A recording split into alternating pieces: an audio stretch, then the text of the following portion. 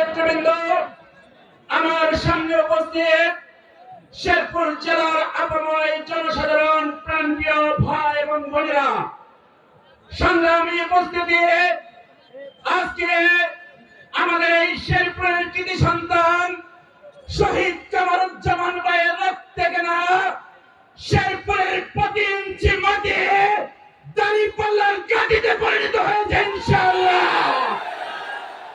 সংগ্রামী সাথী বন্ধু, আমার শহীদ কামারুজ্জামান ভাইকে যেভাবে মিথ্যা মামলা দিয়ে ফাঁসির কাস্টে ঝুলিয়ে শাহাদাত করা হয়েছে, শহীদ কামারুজ্জামান ভাইয়ের রক্তের বদলা আগামী 12 তারিখে শেরপুরের জনগণ দাঁড়িপাল্লা প্রতীকে ভোট দিয়ে জয়যুক্ত করবে ইনশাআল্লাহ।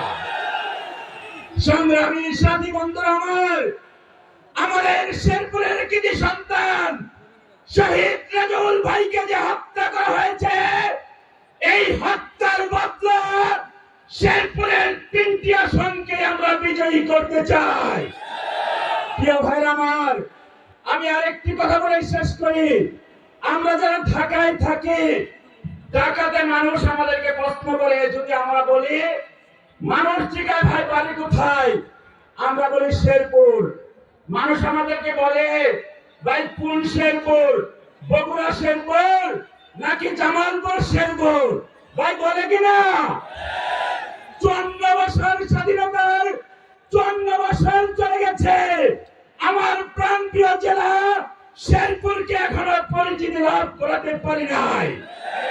আজকে এই শেরপুর জেলায় একটা বিশ্ববিদ্যালয় নাই, এই শেরপুর জেলায় মেডিকেল কলেজ নাই, শেরপুর জেলা রেললাইন নাই।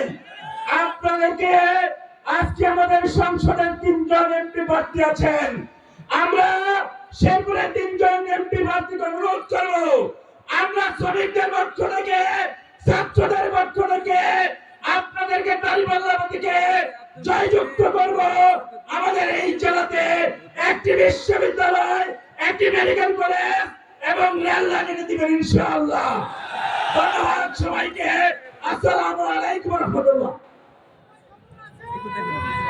এখন বক্তব্য রাখবেন জুলাই আন্দোলনের অন্যতম নেতা, যশোর নবনির্বাচিত সমাজসেবা শিক্ষার্থী কল্যাণ সম্পাদক, শেরপুরের কৃতি সন্তান ভাই মুস্তাফিজুর রহমান।